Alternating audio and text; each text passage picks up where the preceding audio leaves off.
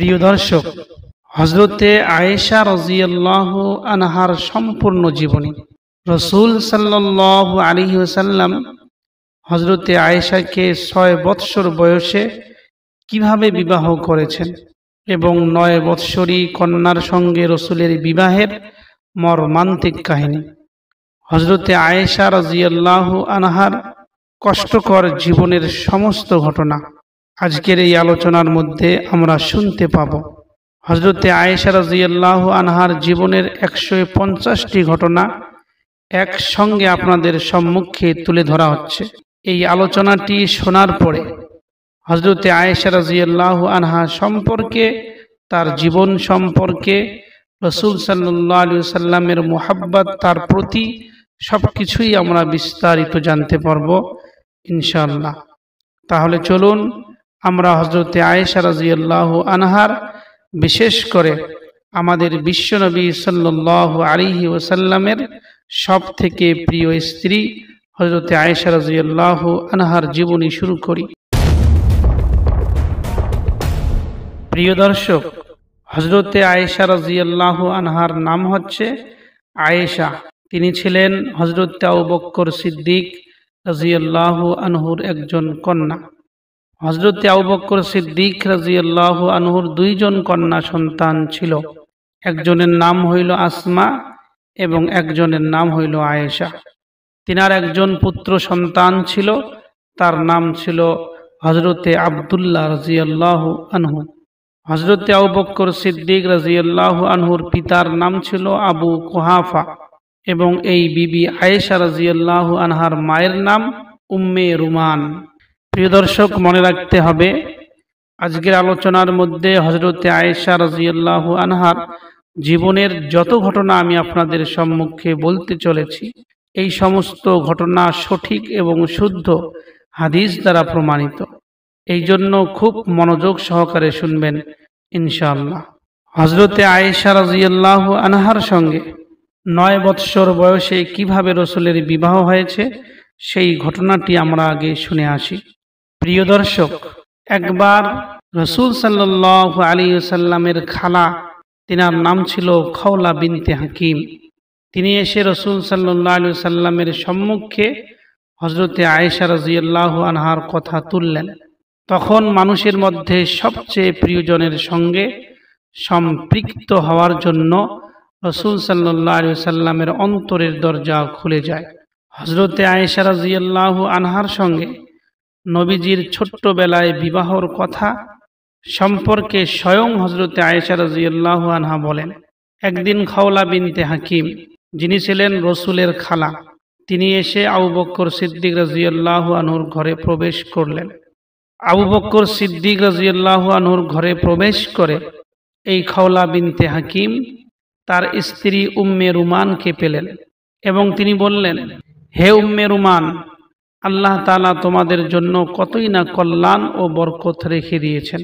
উম্মে রুমান অর্থাৎ হযরতে আবু বকর সিদ্দিক রাদিয়াল্লাহু আনহার স্ত্রী বললেন, হে খাওলা, কি ব্যাপার, তুমি আসলে কি বলতে চাচ্ছ? তখন এই উম্মে রুমান বললেন, আমাকে রাসূল সাল্লাল্লাহু আলাইহি ওয়াসাল্লাম আয়েশার বিবাহের প্রস্তাব দিয়ে পাঠিয়েছেন। তখন আবু বকর সিদ্দিক রাদিয়াল্লাহু আনহুর স্ত্রী বললেন, স্বাগতম, আমি আপনাকে এখনই কিছু বলতেছি না, একটু অপেক্ষা করেন, আবু বকর সিদ্দিক একটু বাড়িতে আসুক। এরপরে হযরতে খাওলা সেখানে ইন্তেজার করতে শুরু করলেন। কিছুক্ষণ পর হযরতে আবু বকর সিদ্দিক রাদিয়াল্লাহু আনহু আসলেন। তখন খাওলা বিনতে হাকিম আবু বকর সিদ্দিক রাদিয়াল্লাহু আনহুকে বললেন, হে আবু বকর, আল্লাহ আপনার ঘরে কতই না বরকত রেখে দিয়েছেন, কেননা রাসূল সাল্লাল্লাহু আলাইহি ওয়াসাল্লাম আমাকে আয়েশার বিবাহের প্রস্তাব দিয়ে পাঠিয়েছেন। এই কথা শুনে আবু বকর সিদ্দিক রাদিয়াল্লাহু আনহু বললেন, এটা কি সঠিক হবে? মুহাম্মদ সাল্লাল্লাহু আলাইহি ওয়াসাল্লাম তো আমার ভাইয়ের মতো। তারপরে রাসূল সাল্লাল্লাহু আলাইহি ওয়াসাল্লামের খালা ফিরে আসলেন এবং সবকিছু রাসূল সাল্লাল্লাহু আলাইহি ওয়াসাল্লামকে খুলে বললেন। এই কথা শুনে রাসূল সাল্লাল্লাহু আলাইহি ওয়াসাল্লাম বললেন, আপনি আবার আবু বকরের কাছে যান এবং তাকে বলুন, আবু বকর তো হইল আমার মুসলিম ভাই আর আমিও তার মুসলিম ভাই, তার মেয়ে আমার জন্য বিবাহ করা বৈধ। এই কথা শুনে হযরতে খাওলা বিনতে হাকিম আবু বকর সিদ্দিক রাদিয়াল্লাহু আনহুর কাছে ফিরে এলেন এবং রাসূল সাল্লাল্লাহু আলাইহি সাল্লামের কথাগুলো তার সামনে উপস্থাপন করলেন। তখন আবু বকর সিদ্দিক রাদিয়াল্লাহু আনহু বললেন, আপনি আমার ফিরে আসা পর্যন্ত অপেক্ষা করুন। এই কথা বলে আবু বকর সিদ্দিক রাদিয়াল্লাহু আনহু বাড়ি থেকে বার হয়ে চলে গেলেন। এরপরে উম্মে রুমান অর্থাৎ আবু বকর সিদ্দিক রাদিয়াল্লাহু আনহুর স্ত্রী বললেন যে, হে খাওলা, তুমি আসার আগেই, বরং অনেক দিন আগে মুতিম ইবনে আদি তার ছেলে খুবাইরের জন্য আয়েশাকে বিবাহের প্রস্তাব দিয়ে রেখেছিল। আর যেহেতু আবু বকর সিদ্দিক কোনোদিন ওয়াদা ভঙ্গ করেননি, তাই তিনি মুতিমের কাছে গেলেন। যখন আবু বকর সিদ্দিক রাদিয়াল্লাহু আনহু মুতিমের কাছে গেলেন, তখন মুতিমের ছেলে খুবাইরের মা তার সঙ্গেই ছিল, আর সে ছিল একজন মুশরিক। তখন খুবাইরের মা বলল, হে ইবনে আবু কুহাফা, সম্ভবত তুমি আমার ছেলের সাথে তোমার মেয়েকে বিবাহ দেওয়ার জন্য আগমন করেছ, আর তুমি এর মাধ্যমে আমার ছেলেকে তোমার দ্বীনের মধ্যে প্রবেশ করাতে চাও। এই কথা শুনে আবু বকর সিদ্দিক রাদিয়াল্লাহু আনহু তার কথাটিকে প্রত্যাখ্যান করলেন এবং সবকিছু খুলে বললেন, এমনকি প্রস্তাবটি ফিরিয়ে দিলেন। তারপর আবু বকর সিদ্দিক রাদিয়াল্লাহু আনহু বাড়িতে ফিরে এসে খাওলাকে বললেন, আপনি রাসূল সাল্লাল্লাহু আলাইহি সাল্লামকে নিয়ে আসুন। তারপর খাওলা বিনতে হাকিম রাসূল সাল্লাল্লাহু আলাইহি সাল্লামকে আবু বকর সিদ্দিক রাদিয়াল্লাহু আনহুর বাড়িতে নিয়ে আসেন এবং আবু বকর সিদ্দিক রাদিয়াল্লাহু আনহুর মেয়ে আয়েশা রাদিয়াল্লাহু আনহার সঙ্গে রাসূল সাল্লাল্লাহু আলাইহি সাল্লামের বিবাহ দিয়ে দেন। তখন আয়েশা রাদিয়াল্লাহু আনহার বয়স ছিল মাত্র 6 অথবা 7 বৎসর এবং এই বিবাহের মধ্যে মোহরের পরিমাণ ছিল প্রায় 500 দিরহাম। ইবনে আব্বাস রাদিয়াল্লাহু আনহু বলেন, যখন রাসূল সাল্লাল্লাহু আলাইহি সাল্লাম আবু বকর সিদ্দিককে আয়েশা রাদিয়াল্লাহু আনহার সঙ্গে বিবাহের প্রস্তাব দিলেন, তখন আবু বকর সিদ্দিক বলেন, হে আল্লাহর রাসূল, আমি তো এ ব্যাপারে মুতিম ইবনে আদি ইবনে নওফল ইবনে আব্দে মানাফকে তার ছেলের ব্যাপারে ওয়াদা দিয়েছি। অতঃপর রাসূল সাল্লাল্লাহু আলাইহি সাল্লাম তাদেরকে ডেকে সেই প্রস্তাব ফিরিয়ে দিতে বললেন। ফলে আবু বকর সিদ্দিক রাদিয়াল্লাহু আনহু তাই করলেন এবং রাসূল করিম সাল্লাল্লাহু আলাইহি সাল্লামের সঙ্গে হযরতে আয়েশা রাদিয়াল্লাহু আনহার বিবাহ হয়ে গেল। এটা ছিল সেই মর্মান্তিক বিবাহ, এটা ছিল সেই আশ্চর্যজনক বিবাহ, আর এটাই হইল হযরতে আয়েশা রাদিয়াল্লাহু আনহার সব থেকে সুন্দর এবং প্রথম ঘটনা। প্রিয় দর্শক, হযরতে আয়েশা রাদিয়াল্লাহু আনহা বলেন যে আমরা মক্কা থেকে মদিনায় হিজরত করতেছিলাম।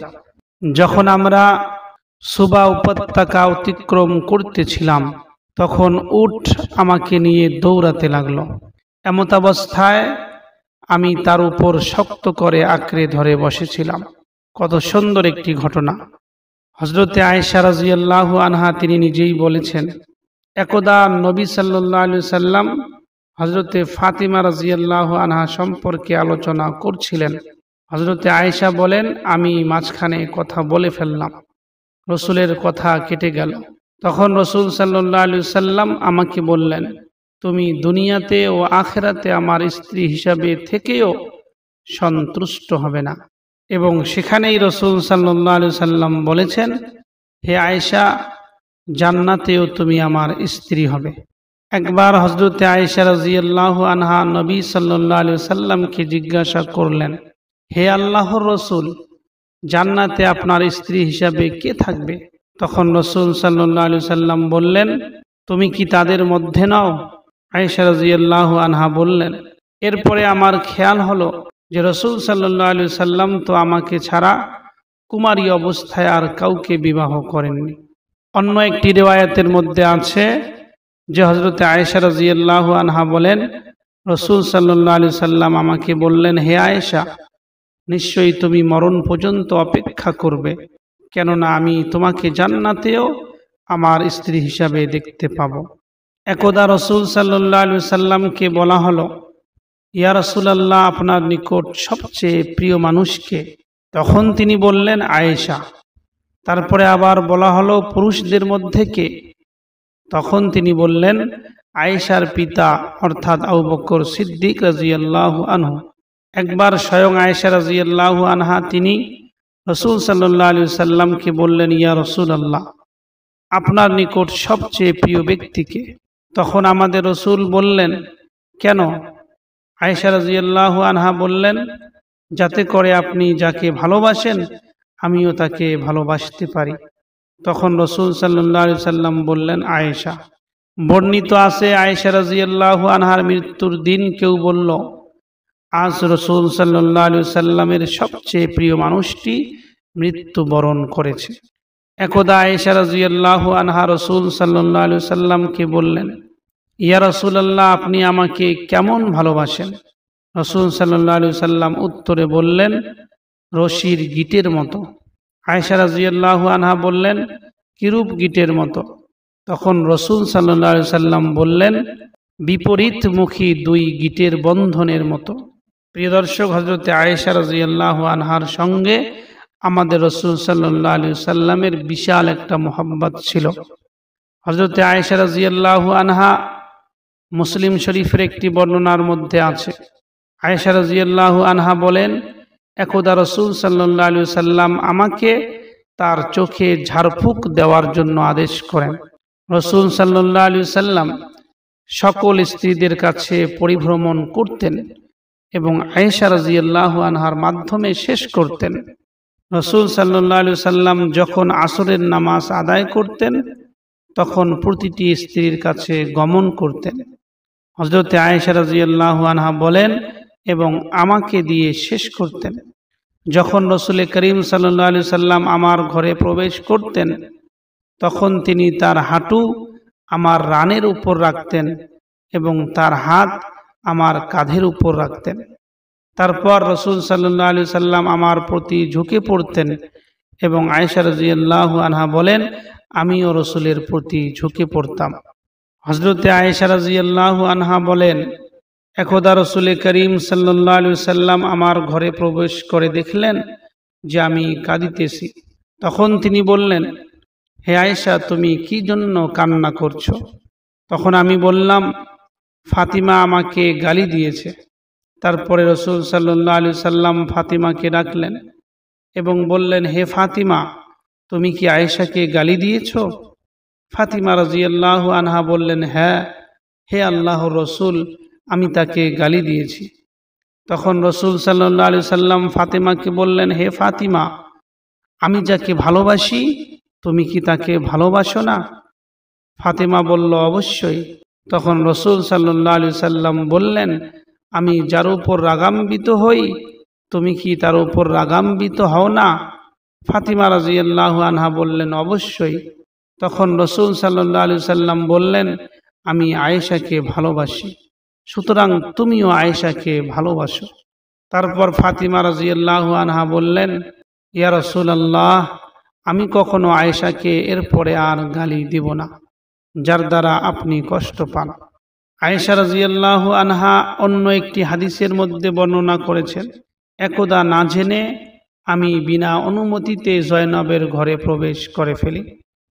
তাহা দেখে জয়নব আমার উপরে রাগান্বিত হয়ে রাসূল সাল্লাল্লাহু আলাইহি সাল্লামকে বলে দিলেন, যখন আমি আপনাকে গ্রহণ করেছি তখন আবু বকরের মেয়ে কোন অজুহাতে এখানে প্রবেশ করেছে?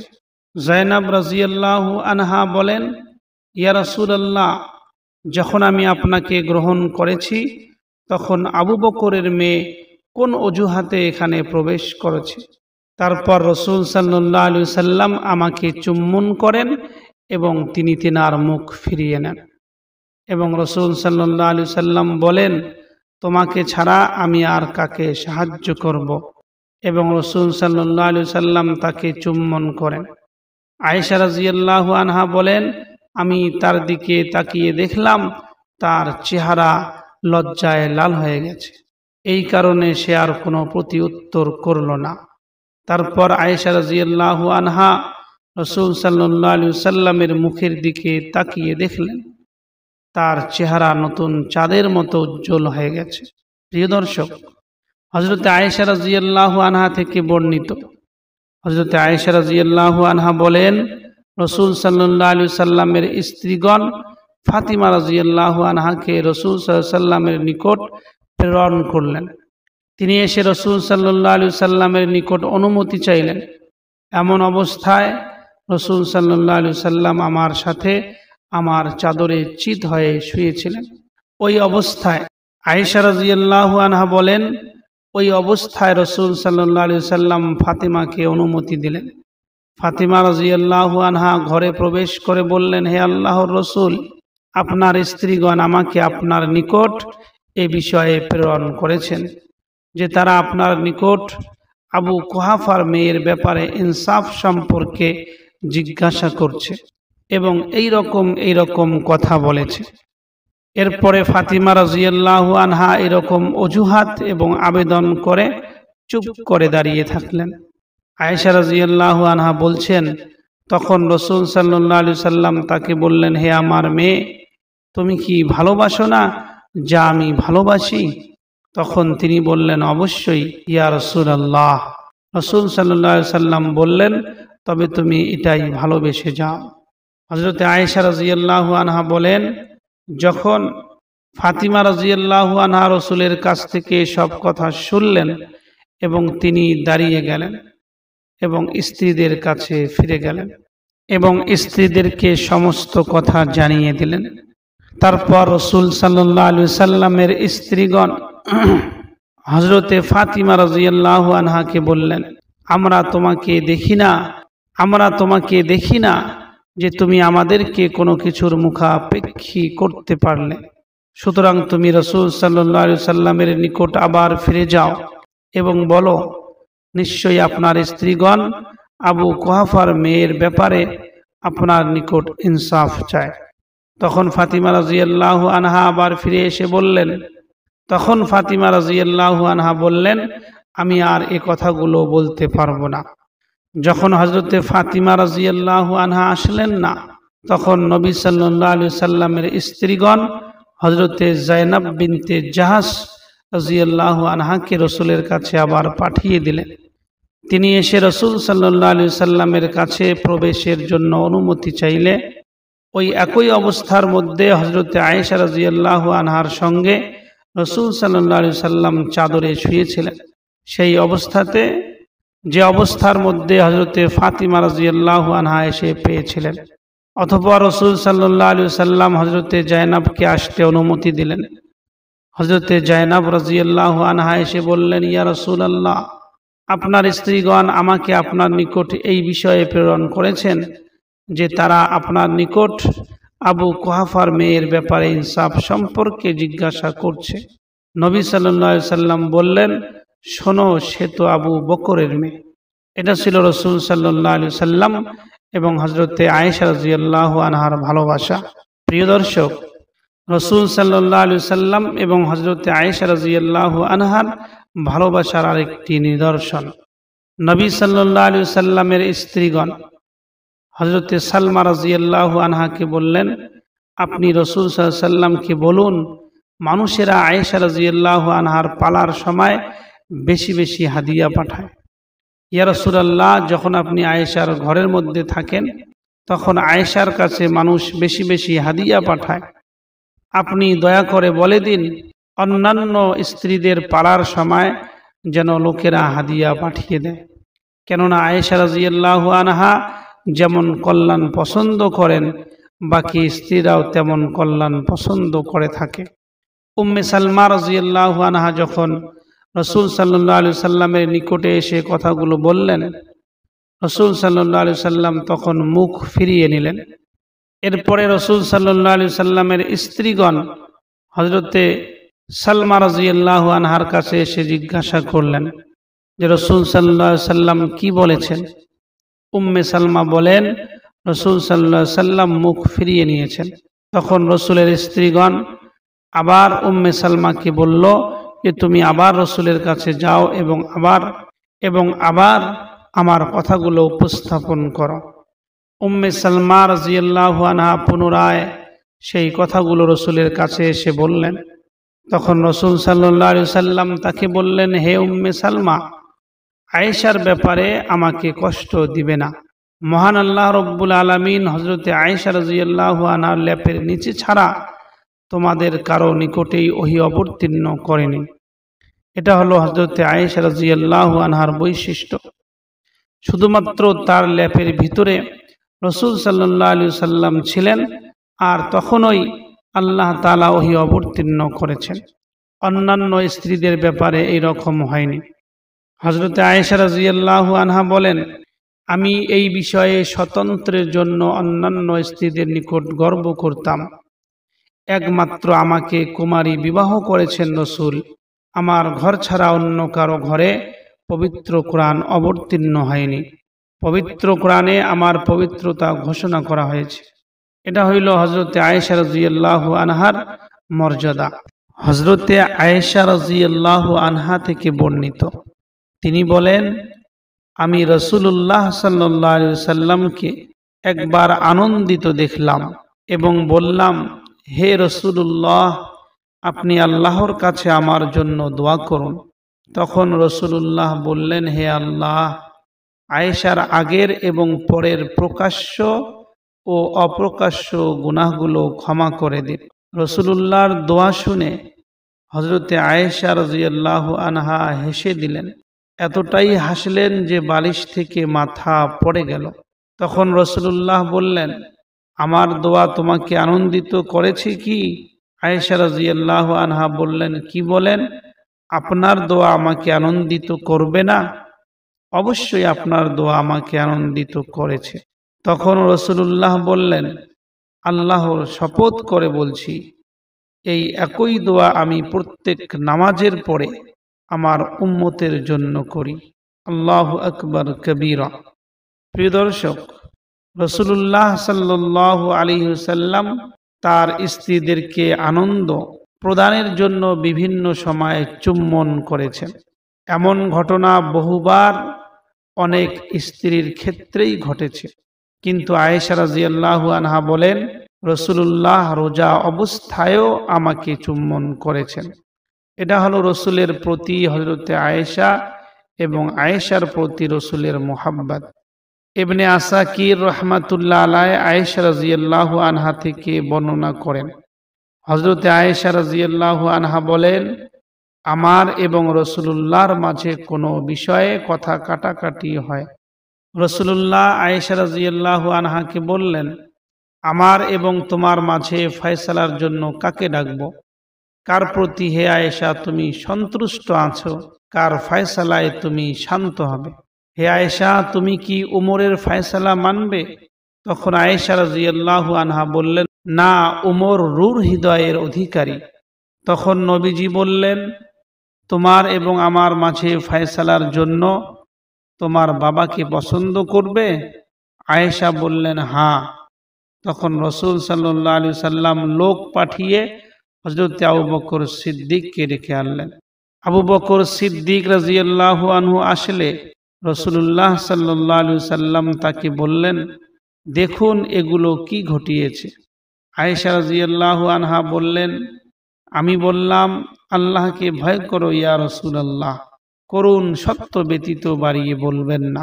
এই কথা শুনে হযরত আবু বকর সিদ্দিক রাদিয়াল্লাহু আনহু হযরতে আয়েশা রাদিয়াল্লাহু আনহার নাক ভেঙে দেওয়ার জন্য হাত তুললেন এবং বললেন, হে উম্মে রুমানের মেয়ে, বরং তুমি সত্য বলো এবং তোমার বাবা সত্য বলুক। আর রাসূলুল্লাহ এর ব্যাপারে এরূপ বলবে না? তবে তিনি আমার কথা কেড়ে নিলেন। মনে হলো তারা দুজন এক পক্ষ হয়ে গেলেন। তখন রাসূলুল্লাহ বললেন, আবু বকর, তোমার এজন্য ডেকে আনিনি। আয়েশা রাদিয়াল্লাহু আনহা বললেন, আবু বকর দাঁড়িয়ে ঘরের মধ্য হতে একটি খেজুরের ডাল নিয়ে আমাকে মারতে লাগলেন, আর আমি তার কাছ থেকে রক্ষা পাওয়ার জন্য রাসূলুল্লাহর শরীরের পাশের মধ্যে দাঁড়িয়ে গেলাম। রাসূল বললেন, আবু বকর, তুমি কি জন্য বের হয়ে যাচ্ছ না? নিশ্চয়ই আমি তোমাকে জন্য ডাকিনি। তখন আবু বকর সিদ্দিক রাদিয়াল্লাহু আনহু বের হয়ে চলে গেলেন। হযরতে আয়েশা রাদিয়াল্লাহু আনহা বলেন, তখন পর্যন্ত আমি রাসূলের নিকটে ছিলাম আমার বাবা বার হয়ে যাওয়ার পর আমি রসুলের থেকে একটু সরতে লাগলাম। তখন রসুল বললেন, যাও তোমার বাবাকে ডাকো। আয়েশা রাদিয়াল্লাহু আনহা বললেন যে আমি ডাকবো না। তারপর রসুল সাল্লাল্লাহু আলাইহি সাল্লাম মুচকি হেসে বললেন, কিছুক্ষণ আগেই তো মার থেকে বাঁচার জন্য আমার পিঠের সাথে লেগে গিয়েছিলে। ইমামে বুখারী, ইমামে নাসাই এবং দারাকুতনি রাহমাতুল্লাহ আলাইহি বর্ণনা করেন, আয়েশা রাদিয়াল্লাহু আনহা হতে বর্ণিত, তিনি বলেন, রসুল সাল্লাল্লাহু আলাইহি সাল্লাম আমাকে বললেন, হে আয়েশা, তুমি কখন রাগান্বিত থাকো আর কখন স্বাভাবিক থাকো তা আমি জানি। আয়েশা রাদিয়াল্লাহু আনহা বললেন, আপনি কিভাবে জানেন? তখন রসুল বললেন, হে আয়েশা, যখন তুমি সন্তুষ্ট বা স্বাভাবিক থাকো তখন তুমি বলো মুহাম্মাদের প্রভুর কসম, আর যখন আমার উপর রাগান্বিত থাকো তখন তুমি বলো ইব্রাহিমের প্রভুর কসম। এর থেকেই আমি বুঝে নেই তুমি রাগান্বিত আছো নাকি স্বাভাবিক আছো। হযরত আয়েশা রাদিয়াল্লাহু আনহা বললেন, আপনি ঠিকই বলেছেন। এরপর থেকে আর ইব্রাহিমের প্রভুর কথা বলবো না, আপনার প্রভুর কথাই বলবো ইনশাআল্লাহ। প্রিয় দর্শক, কোনো একটি সফরের মধ্যে হযরত আয়েশা রাদিয়াল্লাহু আনহা রসুলের সঙ্গে ছিলেন। রসুল আয়েশা রাদিয়াল্লাহু আনহাকে বললেন, হে আয়েশা, আসো আমরা দৌড় প্রতিযোগিতা করি। হযরত আয়েশা রাদিয়াল্লাহু আনহা বলেন, এই দৌড় প্রতিযোগিতার মধ্যে আমি রসুলের থেকে আগে চলে গেলাম। এই ঘটনার অনেক দিন পরে আবার একটি দৌড় প্রতিযোগিতা হইল। হযরত আয়েশা বলেন, তখন আমি মোটা হয়েছিলাম, এই জন্য এই দৌড় প্রতিযোগিতার মধ্যে রাসূলুল্লাহ আমার থেকে আগে চলে গেল। যখন রাসূলুল্লাহ হযরত আয়েশার থেকে আগে চলে গেলেন তখন তিনি বললেন, হে আয়েশা, এটা ওই বারের প্রতিশোধ যেবার তুমি আমার থেকে আগে চলে গিয়েছিলে। হযরত আয়েশা রাদিয়াল্লাহু আনহা বলেন, একবার রাসূলুল্লাহ সাল্লাল্লাহু আলাইহি ওয়াসাল্লাম বসেছিলেন, এমন সময় শিশুদের আওয়াজ শোনা গেল। রাসূল সাল্লাল্লাহু আলাইহি ওয়াসাল্লাম বার হয়ে দেখলেন কিছু হাবশী শিশুরা নাচানাচি করতেছে এবং কিছু নৃত্য দেখাচ্ছে। আবার কোথাও পাওয়া যায় মসজিদে বর্ষা নিয়ে ওই হাবশী শিশুরা খেলছে, আর ওই বাচ্চাদেরকে অনেক বাচ্চা ঘিরে ধরে দেখতেছে। রসুল সাল্লাল্লাহু আলাইহি সাল্লাম বললেন, হে আয়েশা, আমার সাথে আসো এবং এই খেলা দেখো। আয়েশা রাদিয়াল্লাহু আনহা বললেন, আমি এই খেলা দেখাকে পছন্দ করি। তখন হযরতে আয়েশা রাদিয়াল্লাহু আনহা তার থুতনি রসুলের কাঁধের মধ্যে রাখলেন এবং তিনি রসুলের আড়াল থেকে খেলা দেখতে শুরু করলেন। কিছুক্ষণ পরে রাসূলুল্লাহ বললেন, হে আয়েশা, তোমার কি পরিতৃপ্তি হয়েছে নাকি আরো খেলা দেখবে? আয়েশা রাদিয়াল্লাহু আনহা বললেন, এখনো আমার দেখা শেষ হয়নি। আবার কিছুক্ষণ পরে রাসূলুল্লাহ বললেন, হে আয়েশা, এখন কি তোমার খেলা দেখা হয়ে গেছে? হযরত আয়েশা রাদিয়াল্লাহু আনহা বলেন, ইয়া রাসূলুল্লাহ, আপনি তাড়াহুড়া করবেন না, তাদের খেলা দেখতে আমি পছন্দ করি। হযরত আয়েশা রাদিয়াল্লাহু আনহা বলেন, রাসূল সাল্লাল্লাহু আলাইহি ওয়াসাল্লাম এক সময় আমার নিকট আসলেন। এমন সময় আমার নিকট দুটি বালিকা বুয়াস যুদ্ধের গান গাচ্ছিল। আমি তাদের দিকে মুখ করে বিছানায় শুয়েছিলাম। কিছুক্ষণের মধ্যে হযরত আবু বকর সিদ্দিক রাদিয়াল্লাহু আনহু আসলেন এবং আয়েশা রাদিয়াল্লাহু আনহাকে ধমকাতে লাগলেন। তার সাথে গান গাওয়া ওই বাচ্চাদেরকেও ধমকাতে লাগলেন।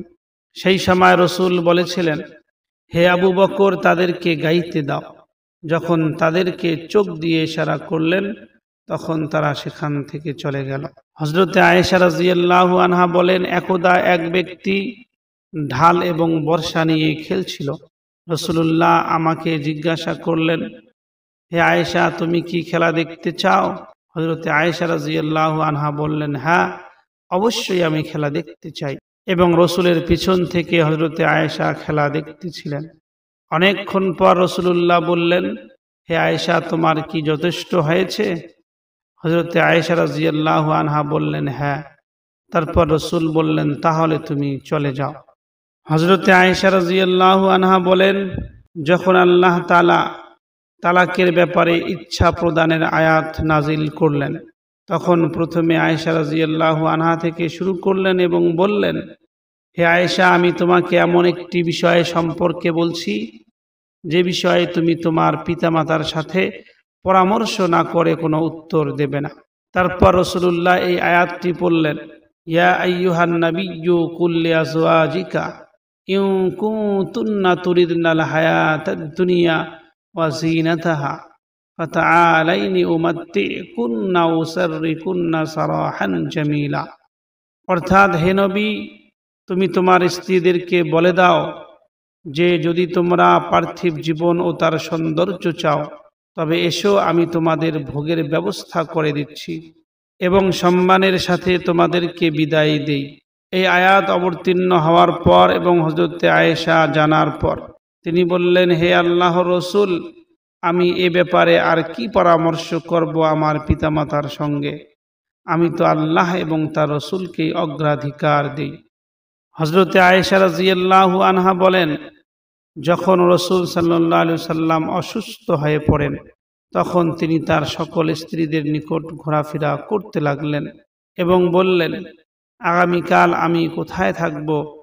তবে তিনি আয়েশা রাদিয়াল্লাহু আনহার ঘরে থাকাকেই বেশি পছন্দ করতেন। রাসূলের এই অসুবিধা এবং অসুস্থতার মধ্যে হযরতে আয়েশা রাদিয়াল্লাহু আনহার ঘরের মধ্যেই থাকতেন। হযরতে আয়েশা বলেন, একবার রাসূলুল্লাহর অন্যান্য স্ত্রীগণ রাসূলুল্লাহকে আমার ঘরের মধ্যে থাকার অনুমতি দিলেন এবং তিনি মৃত্যু পর্যন্ত আমার ঘরেই অবস্থান করেন। প্রিয় দর্শক, পারস্যের এক ব্যক্তি রাসূলের প্রতিবেশী ছিল। একদা লোকটি কিছু খাদ্য তৈরি করে রাসূলকে আহ্বান করল। এমতাবস্থায় আয়েশা রাদিয়াল্লাহু আনহা রাসূলের নিকট ছিলেন। যখন এরপর ওই লোকটি হযরতে আয়েশার দিকে ইঙ্গিত করে রাসূলুল্লাহকে বললেন যে তাকেও আপনি নিয়ে আসেন। যখন রাসূলুল্লাহ আয়েশা রাদিয়াল্লাহু আনহাকে লক্ষ্য করে বললেন, সে তো আমারই সাথে। এরপরে লোকটি আর কিছুই বলল না।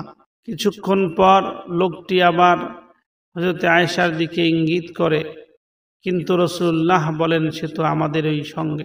লোকটি তৃতীয়বার আয়েশার দিকে ইঙ্গিত করলে রাসূলুল্লাহ সাল্লাল্লাহু আলাইহি সাল্লাম হযরতে আয়েশার দিকে ইঙ্গিত করে বললেন, সে তো আমারই সাথে। তখন লোকটি বলল, হ্যাঁ। তারপর তারা উভয়ে লোকটির বাড়িতে চলে গেলেন।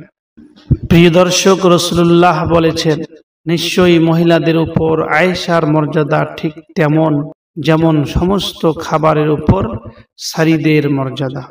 রাসূলুল্লাহ সাল্লাল্লাহু আলাইহি ওয়াসাল্লামের ফজিলত বর্ণনা করার জন্য রিয়াদ বিন সুমাইয়াকে আমর বিন হারিসের সাথে কিছু হাদিয়া ও ধন সম্পদ দিয়ে উম্মুল মুমিনিনদের কাছে পাঠালেন হযরতে সালমা। এমনকি সাফিয়া রাদিয়াল্লাহু আনহার কাছেও পাঠালেন।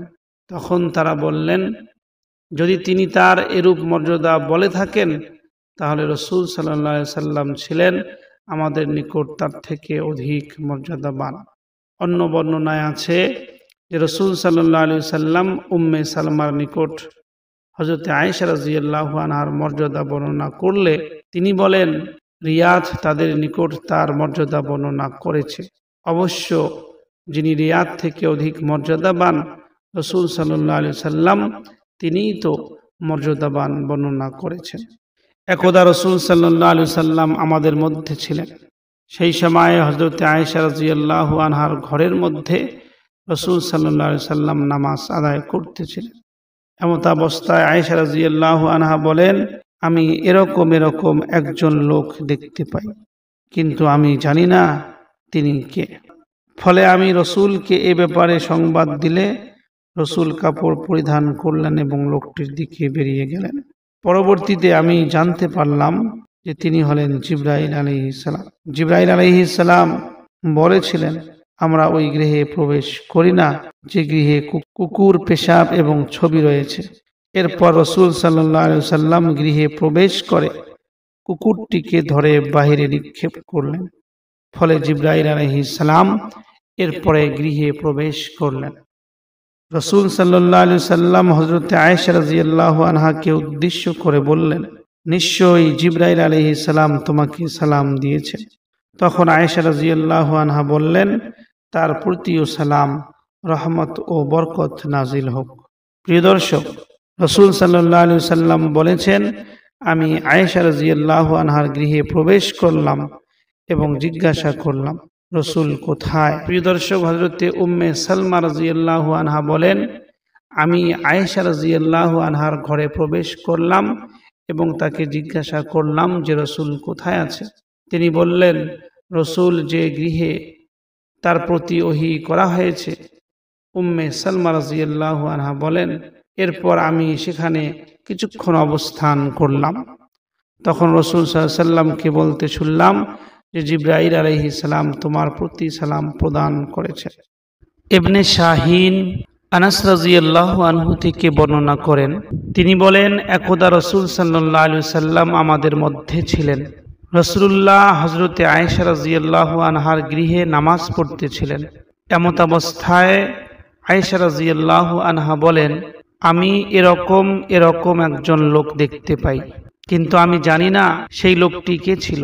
ফলে আমি রাসূলুল্লাহকে এই ব্যাপারে সংবাদ দিলে রাসূল সাল্লাল্লাহু আলাইহি ওয়াসাল্লাম কাপড় পরিধান করলেন এবং লোকটির দিকে বেরিয়ে গেলেন। পরবর্তীতে আমি জানতে পারলাম যে তিনি হলেন জিবরাইল আলাইহিস সালাম। পরে বাহিরে নিক্ষেপ করলেন। এরপরে জিবরাইল আলাইহিস সালাম রাসূলের ঘরের মধ্যে প্রবেশ করলেন। ইবনে আবি শায়বা আয়েশা রাদিয়াল্লাহু আনহা থেকে বর্ণনা করেন যে রাসূল সাল্লাল্লাহু আলাইহি ওয়াসাল্লাম হযরতে আয়েশা সিদ্দিকা রাদিয়াল্লাহু আনহাকে উদ্দেশ্য করে বললেন, নিশ্চয়ই জিবরাইল আলাইহিস সালাম তোমাকে সালাম দিয়েছেন। তখন আয়েশা রাদিয়াল্লাহু আনহা বললেন, তার প্রতিও সালাম, রহমত এবং বরকত হোক।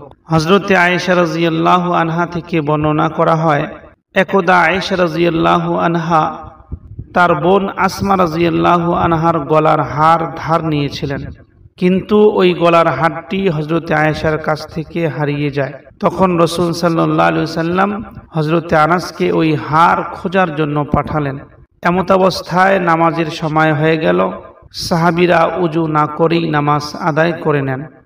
তারপর যখন ওই সাহাবীরা রাসূল সাল্লাল্লাহু আলাইহি ওয়াসাল্লামের নিকট ফিরে আসলেন, তখন ওই বিষয়ে রাসূলের নিকট জানতে চাইলে যে আমরা ওযু ছাড়াই নামাজ পড়েছি, এখন কি হবে?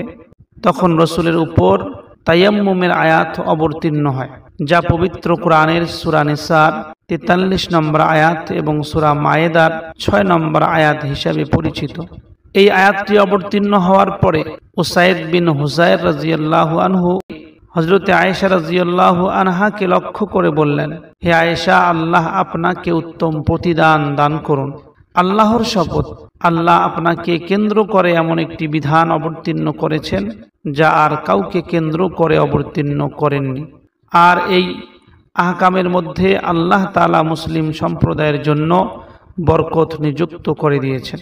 ইবনে সাআদ রাদিয়াল্লাহু আনহু হযরতে আয়েশা থেকে বর্ণনা করেন যে হযরতে আয়েশা রাদিয়াল্লাহু আনহা বলেন, আমাকে এমন 10টি বৈশিষ্ট্য দেওয়া হয়েছে যা রাসূল সাল্লাল্লাহু আলাইহি ওয়াসাল্লামের কোনো স্ত্রীকে দেওয়া হয়নি।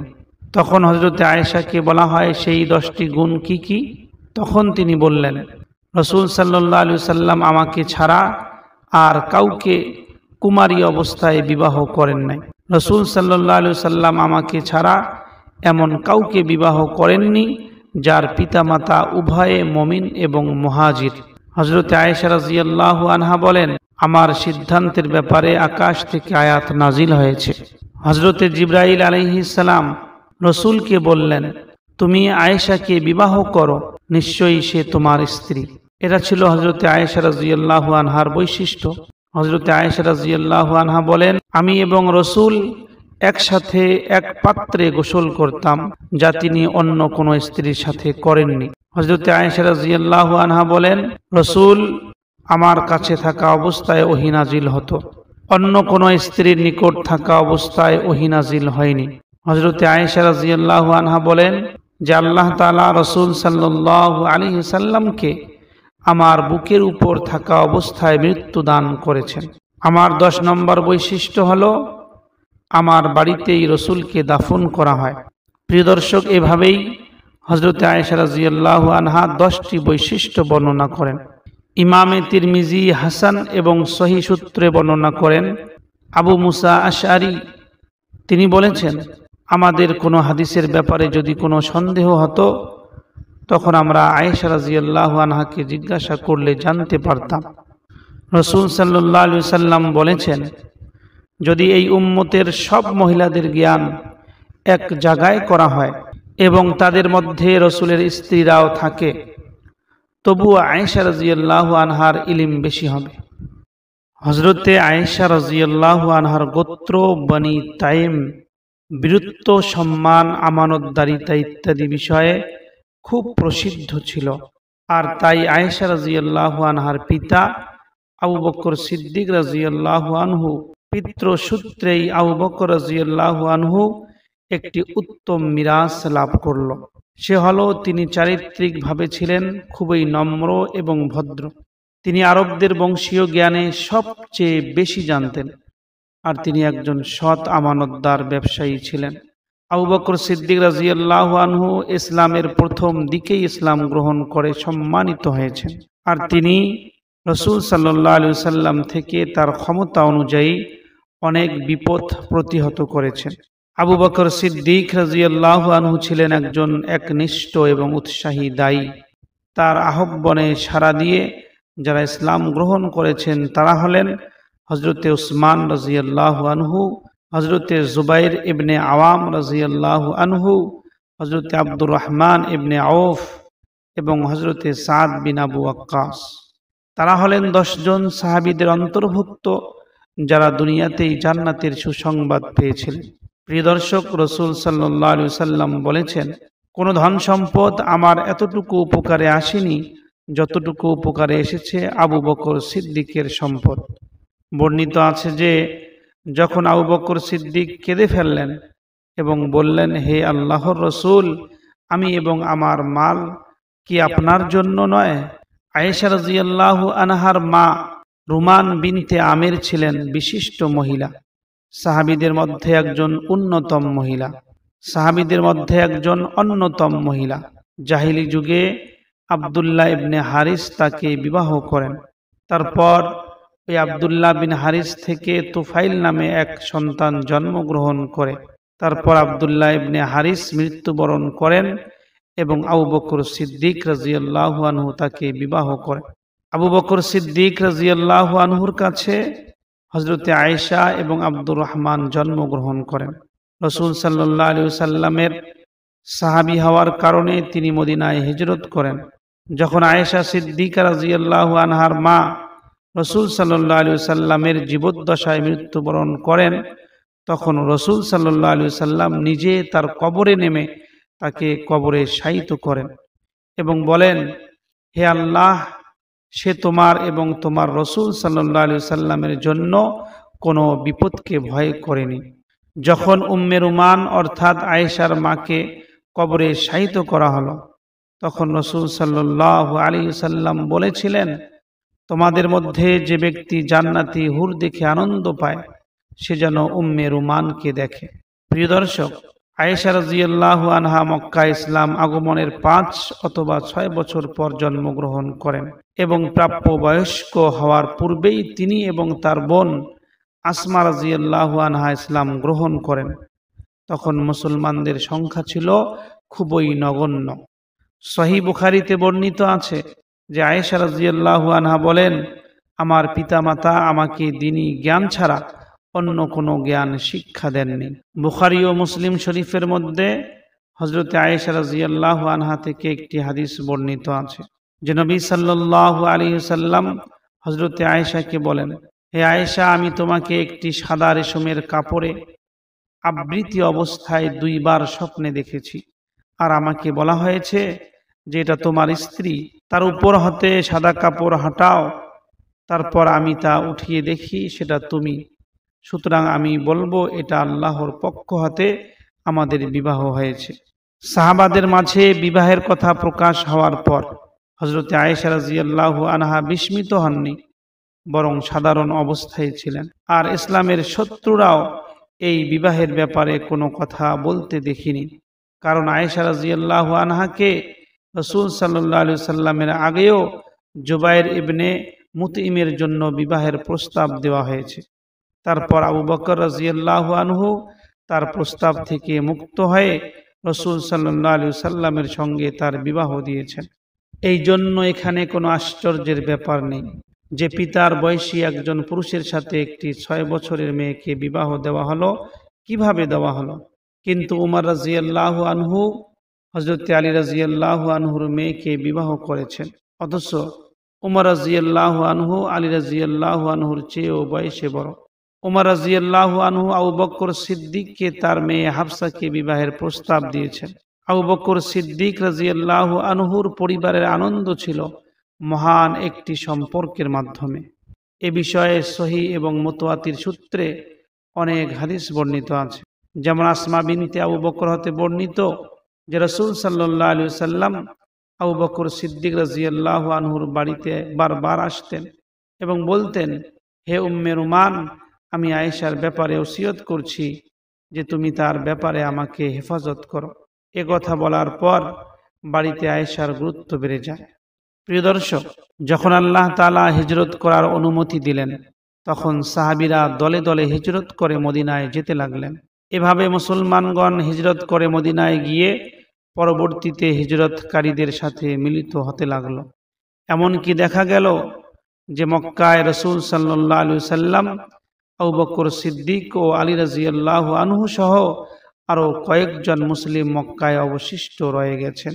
ফলে আবু বকর সিদ্দিক রাদিয়াল্লাহু আনহু হিজরত করার ইচ্ছা পোষণ করে প্রিয় বন্ধু নবী সাল্লাল্লাহু আলাইহি ওয়াসাল্লামের কাছে অনুমতি চাওয়ার জন্য এলেন।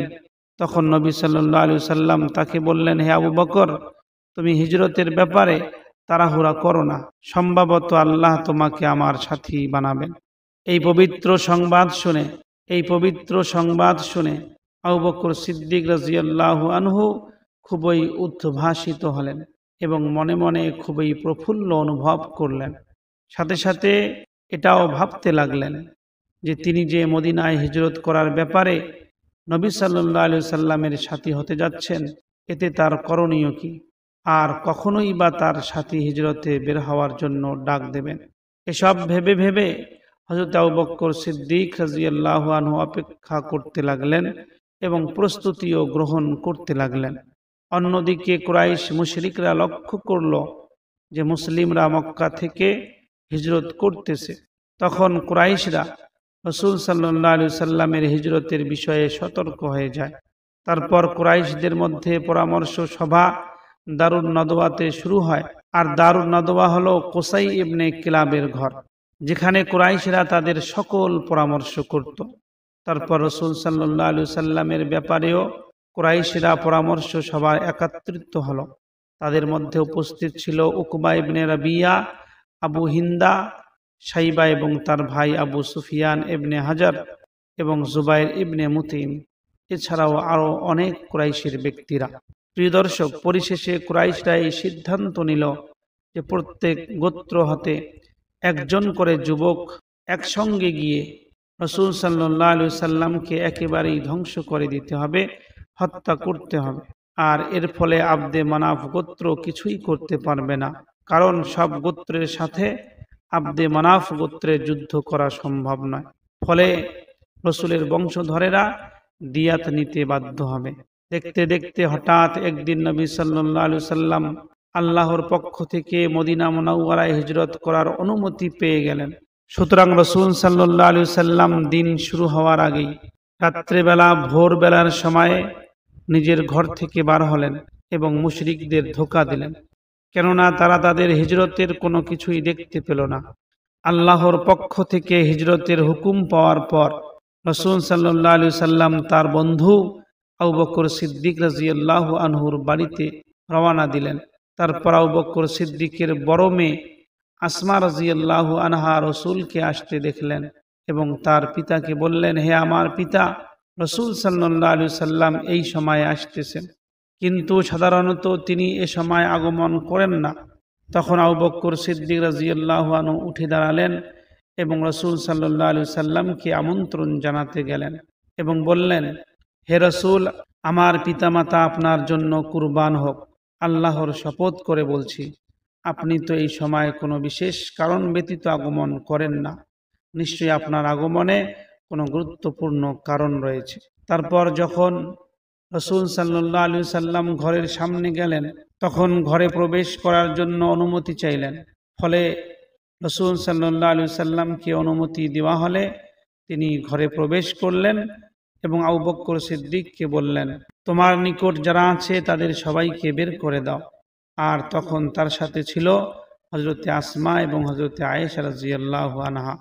তাই আবু বকর সিদ্দিক রাদিয়াল্লাহু আনহু বললেন, এরা তো আমার দুই কন্যা, এদের সামনে কথা বলতে কোনো অসুবিধা নেই। তারপর রাসূল সাল্লাল্লাহু আলাইহি সাল্লাম বললেন, আমি হিজরতের উদ্দেশ্যে বের হওয়ার অনুমতি পেয়েছি। তখন আবু বকর সিদ্দিক এই কথা শুনে আনন্দে ফেটে গেলেন এবং আনন্দের জন্য কেঁদে ফেললেন। আবু বকর সিদ্দিক বললেন, আমি কি আপনার সঙ্গী হতে পারবো এই সফরের মধ্যে? রাসূল সাল্লাল্লাহু আলাইহি সাল্লাম বললেন, অবশ্যই।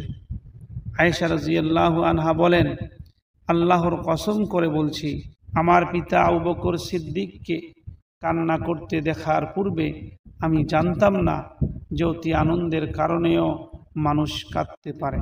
কেননা এই কান্না ছিল হযরত আবু বকর সিদ্দিকের খুশির কান্না। এরপরে আবু বকর সিদ্দিক রাদিয়াল্লাহু আনহু আব্দুল্লাহ ইবনে আরিকাতকে ডেকে আনলেন। এই আব্দুল্লাহ ইবনে আরিকাত ছিল এক বিশ্বস্ত ব্যক্তি, আর সে মরুভূমির রাস্তা সম্পর্কে অভিজ্ঞ ছিল। রাসূল সাল্লাল্লাহু আলাইহি সাল্লাম তার চাচাতো ভাই আলী রাদিয়াল্লাহু আনহুকে তার ঋণগুলো পরিশোধ করার দায়িত্ব অর্পণ করে মদিনার পথে রওনা হলেন এবং জাবালে সুর নামক পাহাড়ে একটি গুহার মধ্যে গিয়ে আশ্রয় নিলেন। এদিকে হযরতে আয়েশা রাদিয়াল্লাহু আনহার ভাই আব্দুল্লাহ, সে ছিল ছোট্ট একটি শিশু, কিন্তু ছিল বড়ই বুদ্ধিমান। সে আবু বকর সিদ্দিক এবং রাসূলকে মক্কার খবর ওই গুহার মধ্যে গিয়ে দিয়ে আসতো। আর আয়েশা রাদিয়াল্লাহু আনহার বোন হযরতে আসমা রাদিয়াল্লাহু আনহা রাসূল এবং হযরতে আবু বকর সিদ্দিকের খাবার এবং পানি দিয়ে আসতেন। এদিকে মক্কার কুরাইশরা যখন রাসূলের হিজরতের কথা জানতে পারলেন, তখন রাসূলকে ফিরিয়ে আনার জন্য 100 উট পুরস্কার হিসাবে ঘোষণা দিলেন। যে ব্যক্তি রাসূলকে মৃত অথবা জীবিত অবস্থায় ফিরিয়ে নিয়ে আসতে পারবে তাকে 100 উট পুরস্কৃত করা হবে। প্রিয় দর্শক, আব্দুল্লাহ ইবনে উরাইকিত জাবালে সৌরের এক গুহার নিকট চলে আসলো। তখন আবু বকর সিদ্দিক রাদিয়াল্লাহু আনহু একটি গুহার সামনে বসলেন এবং রাসূল সাল্লাল্লাহু আলাইহি সাল্লাম বের হয়ে আসলেন। এমন সময় আসমা রাদিয়াল্লাহু আনহা তাদের খাবার নিয়ে আসলেন, কিন্তু তিনি তা বাঁধার জন্য রশি আনতে ভুলে যান। তাই তিনি নিজের কোমরের ফিতাকে 2 ভাগে ভাগ করে তাদের খাদ্য বেঁধে দিলেন এবং এক ভাগ নিজে পরে নেন। আর এজন্যই হযরতে আসমাকে জাতুন নিতাকাতাইন বা 2 ফিতাওয়ালা বলা হয়। প্রিয় দর্শক, তারপর হযরতে আবু বকর সিদ্দিক 2টি উটের উত্তমটা নবী সাল্লাল্লাহু আলাইহি সাল্লামের জন্য নির্বাচন করেন এবং বলেন, হে আল্লাহর রাসূল, আপনি আরোহণ করুন। তারপর রাসূল সাল্লাল্লাহু আলাইহি সাল্লাম ওই উটের পিঠের উপরে আরোহণ করলেন এবং রওনা হয়ে গেলেন মদিনার পথের দিকে। এদিকে আবু জেহেল এবং তার সহচররা জানতে পারল যে মুহাম্মদ সাল্লাল্লাহু আলাইহি সাল্লাম এবং আবু বকর সিদ্দিক দুইজনে হিজরত করতেছেন। এই খবর শোনার পর মক্কার কুরাইশরা মক্কার আনাচে কানাচে বনু হাসিম এবং তাদের অনুগত গোত্রগুলোর ঘরে ঘরে তন্ন তন্ন করে খুঁজতে লাগলো, কিন্তু কোথাও খুঁজে পেল না। অবশেষে কুরাইশদের একটি দল আবু বকর সিদ্দিকের বাড়িতে গেল। সে দলে ছিল সবচেয়ে বড় খবিস আবু জেহেল। প্রথমে সে আবু বকর সিদ্দিকের বাড়ির দরজায় লাথি মারল। কিছুক্ষণ পর দরজা খোলা হলো। তখন বাড়িতে ছিল আসমা রাদিয়াল্লাহু আনহা এবং আয়েশা রাদিয়াল্লাহু আনহার জন্মদাত্রী মা উম্মে রুমান। তারপর কথা বলার জন্য আসমা বের হয়ে এলেন। ফলে আবু জেহেল আসমা রাদিয়াল্লাহু আনহাকে জিজ্ঞাসা করল, হে আবু বকরের মেয়ে, তোমার পিতা কোথায়?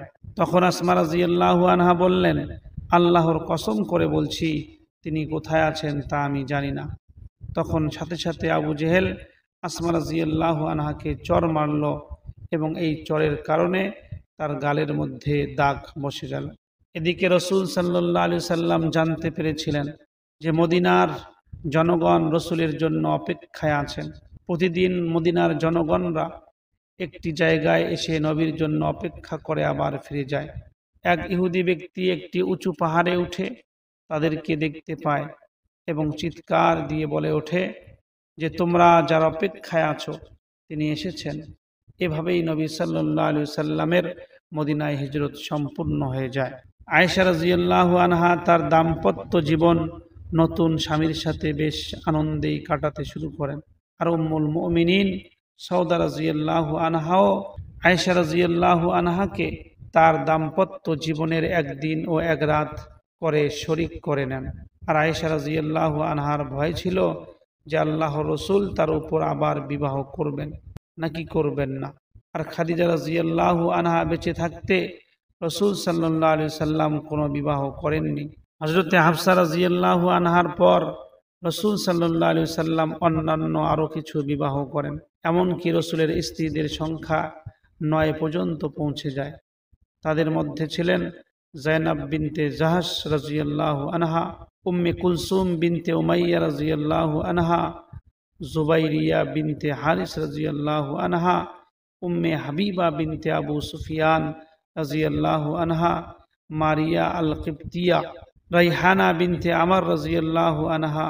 হযরতে রাইহানা বিনতে আমর তিনি ছিলেন বনু কুরাইজা গোত্রের সবচেয়ে সুন্দরী নারী।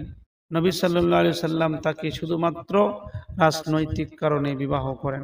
ফাতেমা আল খাজাই রাদিয়াল্লাহু আনহা থেকে বর্ণিত যে তিনি বলেন, আমি আয়েশা রাদিয়াল্লাহু আনহাকে বলতে শুনেছি, একদিন রাসূল সাল্লাল্লাহু আলাইহি সাল্লাম আমার ঘরে প্রবেশ করলেন। হযরতে আয়েশা রাদিয়াল্লাহু আনহা বলছেন যে একদিন রাসূল সাল্লাল্লাহু আলাইহি সাল্লাম আমার ঘরের মধ্যে প্রবেশ করলেন। তখন আমি বললাম, হে আল্লাহর রাসূল, এতদিন আপনি কোথায় ছিলেন? তিনি বললেন, হে হুমায়রা, আমি উম্মে সালমার কাছে ছিলাম। তারপর হযরতে আয়েশা বললেন, আপনি উম্মে সালমার কাছ থেকে কিসের পরিতৃপ্তি অনুভব করেন? হযরতে আয়েশা রাদিয়াল্লাহু আনহা বলেন, আমার এই কথা শুনে রাসূল সাল্লাল্লাহু আলাইহি সাল্লাম মুচকি হাসলেন। এরপর আবার আমি বললাম, হে আল্লাহর রাসূল, আমি আপনার অন্যান্য স্ত্রীদের মতো নই। আপনার প্রত্যেক স্ত্রী পূর্বে কোনো স্বামীর কাছে ছিল আমি ছাড়া। আয়েশা রাদিয়াল্লাহু আনহা বলেন, তখনও তিনি মুচকি হাসলেন। আয়েশা রাদিয়াল্লাহু আনহা থেকে বর্ণিত তিনি বলেন যে নবী সাল্লাল্লাহু আলাইহি সাল্লাম জয়নাব বিনতে জাহাশের ঘরে অবস্থান করে মধু পান করতেন।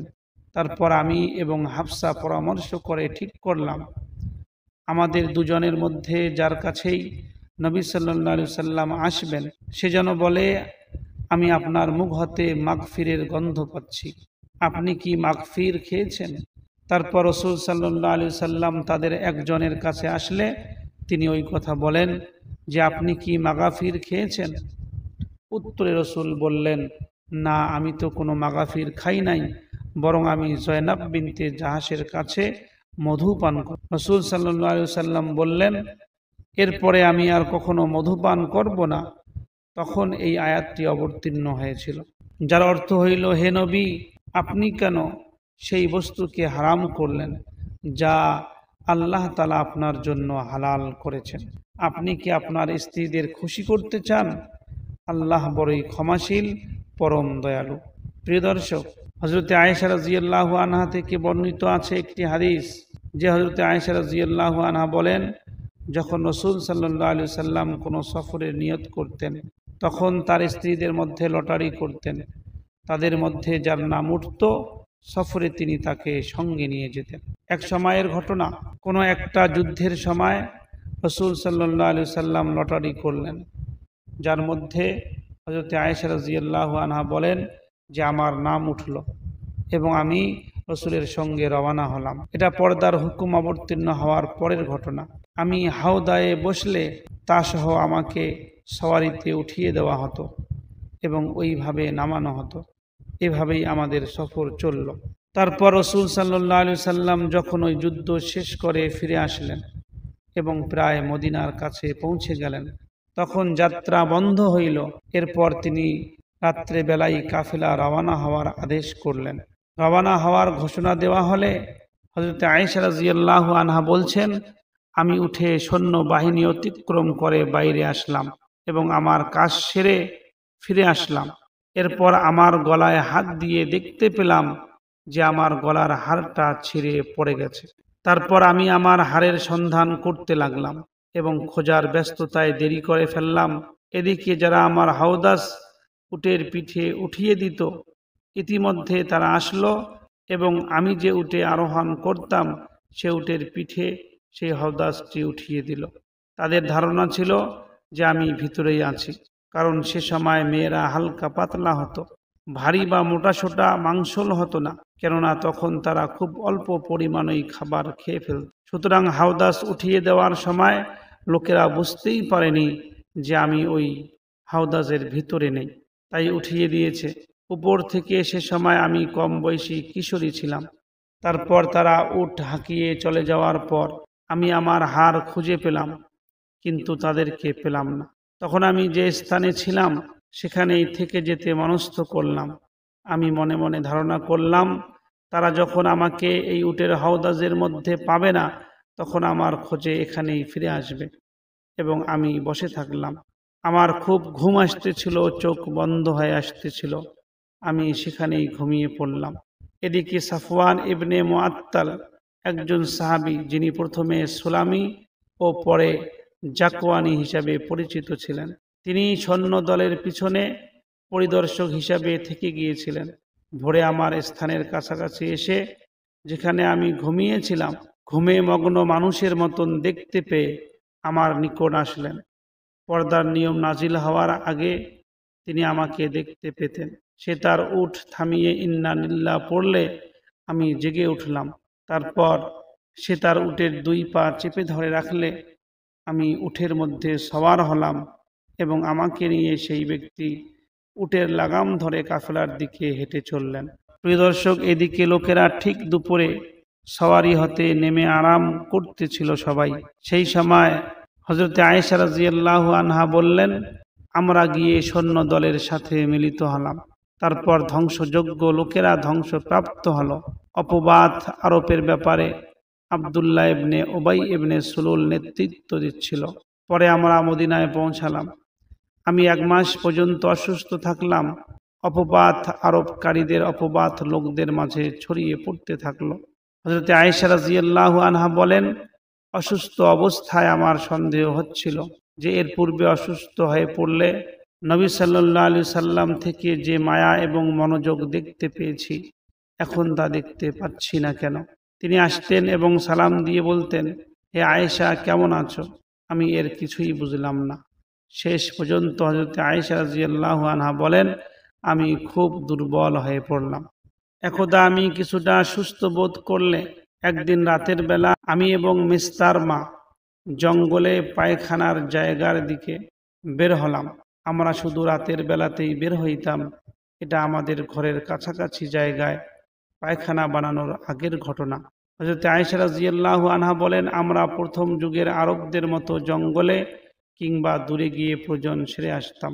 আমি এবং আবু রুহুমের কন্যা উম্মে মিস্তা বের হয়ে হাঁটতে থাকলে সে তার কাপড় পেঁচিয়ে পড়ে গেল এবং বলে উঠল, মিস্তাহ ধ্বংস হোক। হযরত আয়েশা রাদিয়াল্লাহু আনহা বলেন, আমি তাকে বললাম, তুমি খুব মন্দ কথা বলেছ। তুমি এমন এক লোককে গালি দিচ্ছ যে বদর যুদ্ধে শরীক হয়েছিল। তখন সেই মিস্তার মা, আরে অবলা, তারা কি বলেছে তা কি তুমি শুনেছ? তখন তিনি অপবাদ আরোপকারীদের কথা আমাকে জানালেন। হযরত আয়েশা রাদিয়াল্লাহু আনহা বলেন, এরপরেই আমি জানতে পারলাম যে মানুষ আমার উপরে কি অপবাদ লাগিয়েছে। রাসূল সাল্লাল্লাহু আলাইহি ওয়াসাল্লামও আমার সঙ্গে ঠিক মতন কথাবার্তা বলছিল না। এভাবেই 1 মাস মতো চলে গেল। অবশেষে একদিন আল্লাহ রাব্বুল আলামিন আমার পবিত্রতা বয়ান করার জন্য পবিত্র কোরআনের আয়াত অবতীর্ণ করলেন। এরপরে রাসূল সাল্লাল্লাহু আলাইহি ওয়াসাল্লাম আমার কাছে আসলেন, আমাকে সান্ত্বনা দিলেন। এইভাবে আমার জন্য আল্লাহ রাব্বুল আলামিন পবিত্র কোরআনের আয়াত অবতীর্ণ করেছেন। প্রিয় দর্শক, হযরতে আয়েশা রাদিয়াল্লাহু আনহার অনেক ঘটনা এখনো রয়ে গেছে। যদি আপনারা মনোযোগী হয়ে থাকেন এবং হযরতে আয়েশা রাদিয়াল্লাহু আনহার যে ঘটনাগুলো এই পর্যন্ত আপনাদেরকে শোনানো হইল, একটা একটা ঘটনা উম্মতের জন্য এবং আমাদের জন্য বিশাল বড় একটা সম্পদ। খুব মনোযোগ দিয়ে প্রতিটা ঘটনা শুনবেন এবং এর মধ্যে কি উপদেশ হয়েছে সেটা অবশ্যই অবলোকন করবেন।